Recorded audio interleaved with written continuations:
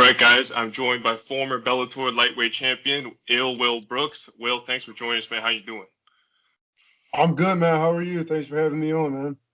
I'm good. It's a privilege to have you on our show. So let's start with your Bellator run. Yep. What was it like beating Michael Chandler and then in doing so becoming the lightweight champion and dethroning their greatest lightweight champion and at that point who was the face of the sport for Bellator? It was the first time fighting him was pretty. It felt like I was supposed to be there, you know. So the first time fighting him, I was super confident. Going into it, I knew when I first signed with Bellator, I knew who the guy was. You know, I knew who the face was. I knew who the target was. I just saw everybody else as like obstacles between me and him.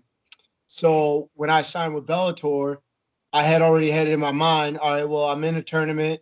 My goal is to compete against this guy because he's the best guy, and that was Michael Chandler.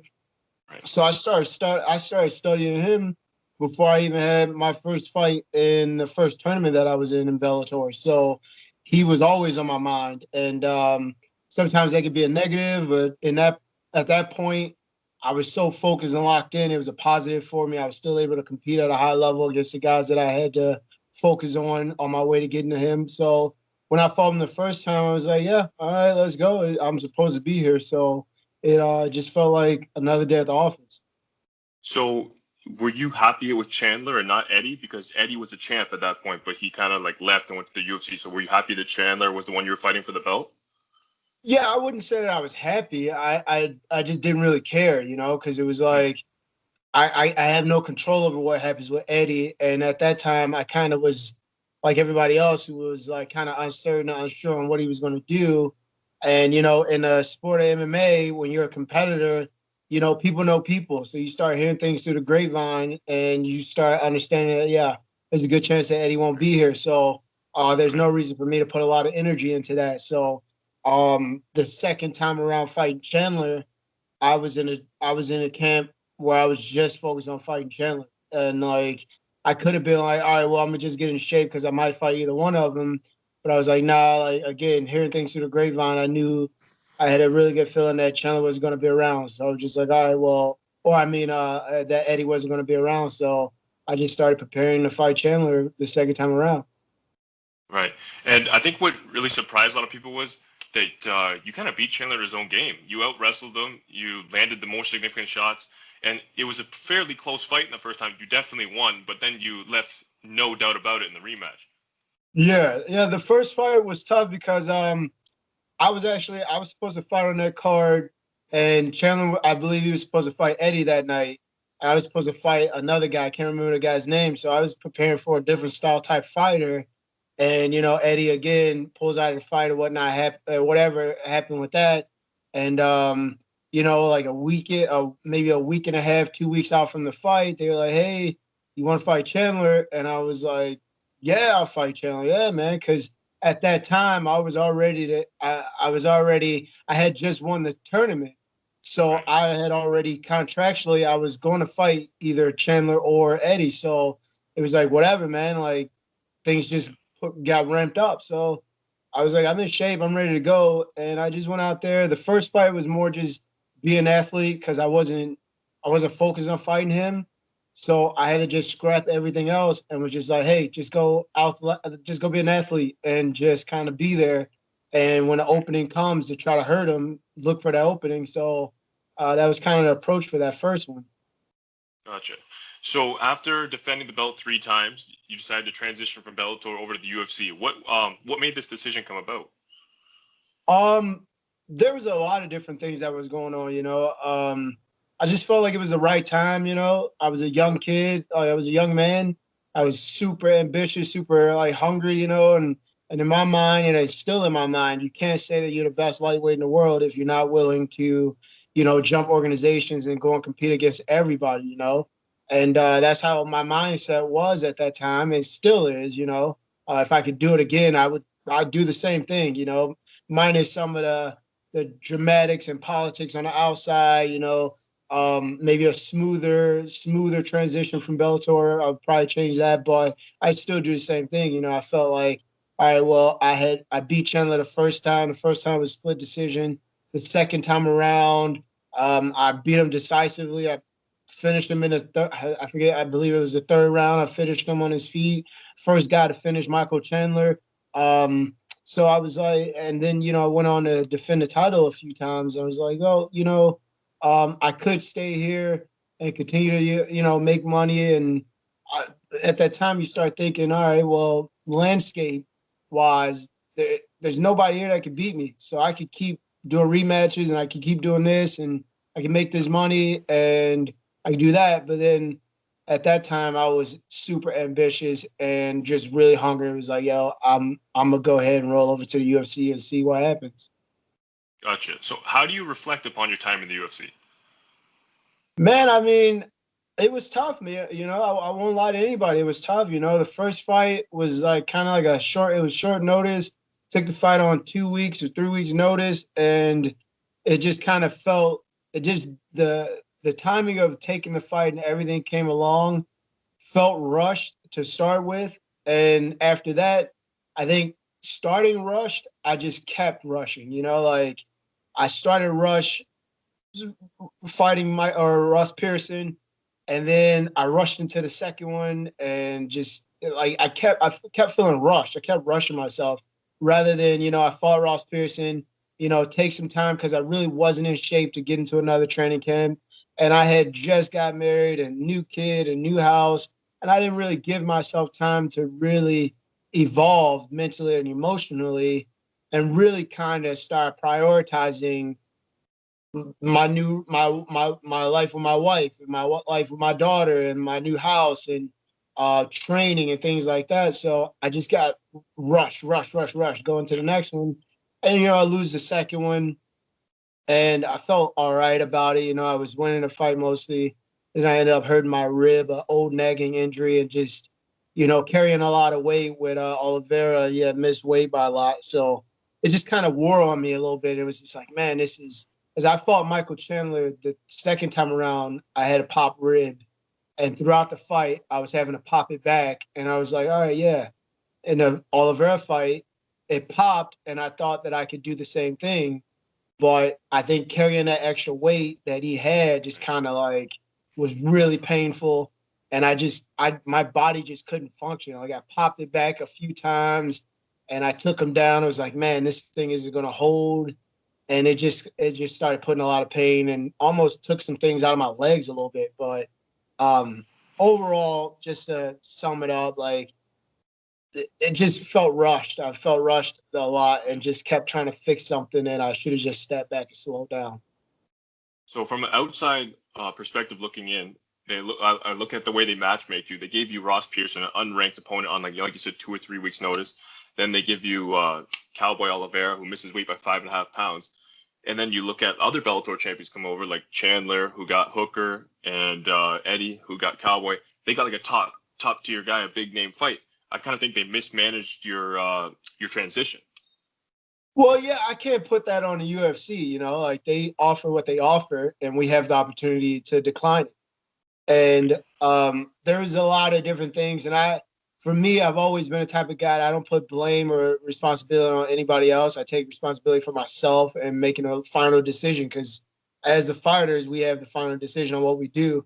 But I will say that there was other things outside that I was like just really kind of misinformed with some things.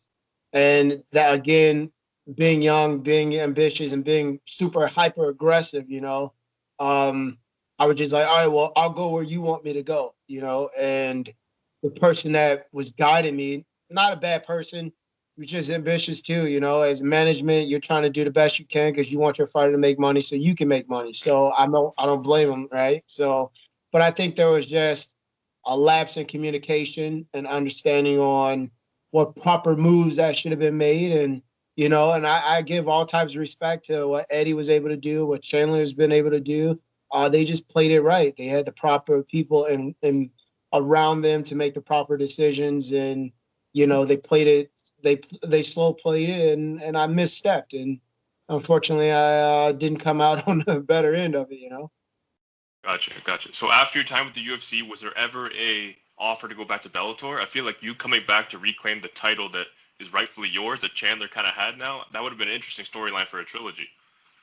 Yeah, I think with Bellator, if I'm being honest, man, I think the relationship was strained. There was a lot of things in the background that had happened before me leaving Bellator that a lot of people don't know about, and there's really no need to go back on it. But some things were said in on the side of Bellator, and then there were some things that I had done and said in social media, and it's one of those things where your emotions get the best of you. You get frustrated, and I'm an emotional guy. Like I won't lie to anybody. I wear my emotions on my sleeve, and if I'm frustrated and upset by something, I'm gonna let you know. So I think relationships were just strained, and it's tough. And I could also say that look, you go to UFC, the biggest supposed to be the biggest brand in the sport. You're a competitor, and you already have the storyline that Bellator is the ones that just pick up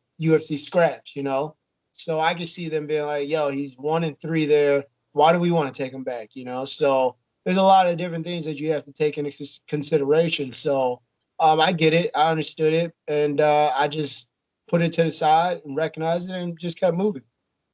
Gotcha. So you decided to sign with the PFL, and you kind of ran the table there. You make it to the semifinals, and then you get a draw, and that exited you from the tournament based on the technicality that you lost the first round. Am I correct on that? Yeah, yeah. So it was so the in the finals or in the playoffs, the first fight of the night. So there's three fights in the night I believe. So there's three fights in the night. The first fight is only two 5-minute rounds. So whoever won that first round automatically pretty much won that fight. Yeah. So I ended up, fighting Rashid, and I can't remember his last name, but he ended up beating me, just barely beating me in the first round. And the second round, I started picking it up, and I won the second round. And just by technicality and rules, the way they had it set up, I ended up, not winning that fight. But it is what it is. You know the rules. You know how it goes. I should have been a lot more aggressive with my takedown and grappling in the first, and just really push the pace. And I think that's really how he ended up winning, because he did push the pace and he controlled the cage while we were in there. So he was able to squeeze out that win. So it is what it is. Is that rule kind of part of the reason that you didn't re-sign with the PFL? Because in my opinion, that's a terrible criteria to judge a fight based on.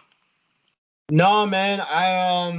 Again, I think with going back to the PFL, I think that was one of those things where it was for me. I don't know if I personality wise fit well with what they were looking for, and that's sometimes in sports, man. Like if you're an emotional guy, you can sometimes self sabotage. And I'll be completely honest, like I miss, you misread and you make some moves that you shouldn't be making, and it just never felt right, from the beginning.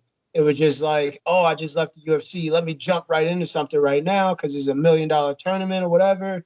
So I just again was rushing, just rushing to get something and do something. And from the first fighter orientation thing that they had to introduce PFL to everybody, I just never felt comfortable. And I think it kind of came out in my attitude and the way I felt. Like it just felt like wrong. So at the end of the day, we just part ways, and then you just accept it for what it is.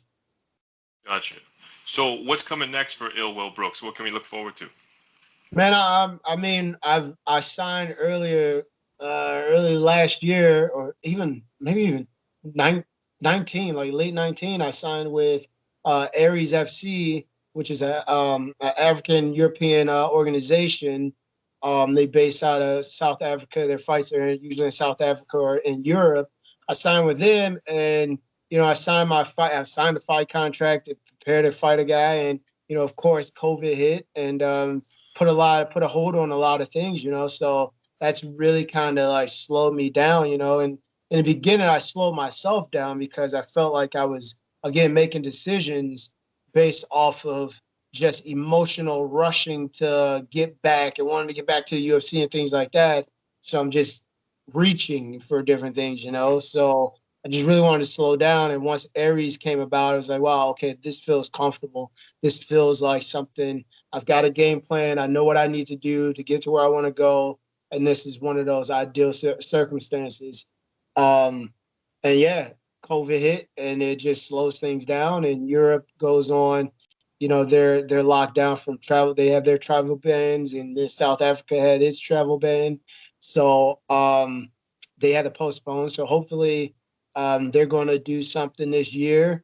Right now, I've spoke with Aries FC, the promoters and the CEO and whatnot, and they've given me their blessing to go and compete outside the organization. You know, they're very understanding of what my motivation is. And my motivation is to get back to the UFC because I do believe I have more to offer than what I put out there. And I'm going to do whatever I can. So right now I'm in talks with a couple of different promotions, small shows, regional shows. I don't really doesn't really bother me. Doesn't really matter to me. I just need to get active. So hopefully, from what I've heard, possibly late March, early April, I should be able to get back to work. That's awesome, man. We'll be looking forward to that. So I just got two quick questions for you, and then we'll get you out of here. Yep. So how do you make 155, man? I don't understand that. You're a huge lightweight. Yeah, it's tough, man. So, like, you know, I've had a wrestling background. You know, I started wrestling when I was younger. So, and I played football. Football was my main sport. So, football and wrestling, like, I was always fluctuating my weight, putting on a ton of weight for football, having to get a ton of weight off for wrestling.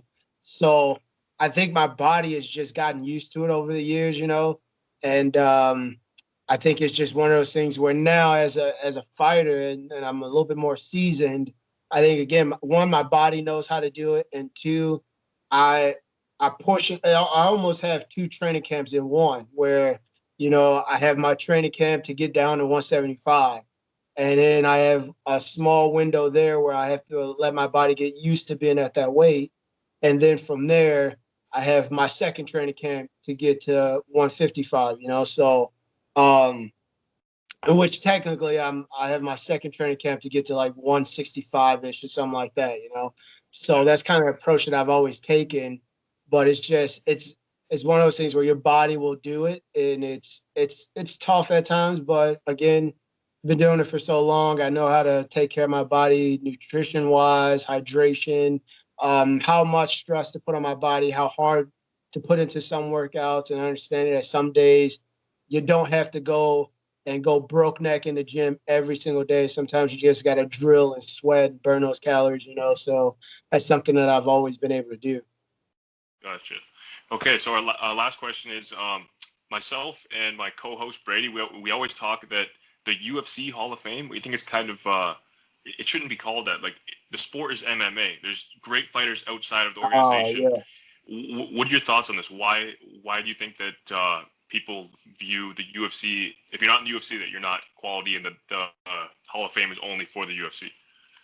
Yeah, I dig that, man. But I mean, I guess is the UFC started that, you know, like they started their UFC Hall of Fame, you know. So I think with the way that MMA works, it'd be very difficult, you know, because we don't have a ruling body. You know, we don't have one ruling body that has like everybody has. Well, we have our rules system, you know, but in regards to like jumping organizations and fighting everywhere and doing all that stuff, and we don't have any type of unions or anything like that, where this sport is very easily is monopolized by the UFC, and we put a negative spin on that idea. But for me, it's like, all right, well, they've done the work. They've done the work to build their brand. And, you know, like Bellator has done its work to build its brand. So it's one of those things where until really the organizations come together and be like, you know what, let's just smash this thing together and then just do it that way. So I look at the Hall of Fame stuff, and for me, I don't really I don't really pay attention to it. It's like the UFC is just honoring their guys. Like that's it. Right. And they have every right to do that. And a lot of those guys also are old school guys too. So you could technically say they have a spot because you know you have Henzos and you have Anderson Silvas, and you have Vanderleys and all these guys who fought in Pride and fought in Japan and fought all over the place and fought them. And they all fought each other. So you kind of have to be like, all right, well, you can subtract the UFC part and really look at it and be like, oh, this is real. Like this makes sense, you know. Gotcha. All right, man. Well, we appreciate your time, and thanks again for coming on the show. Yeah, no problem, man. Thanks for having me on, man. I appreciate the time. All right, take care, Will. You too, man. Peace.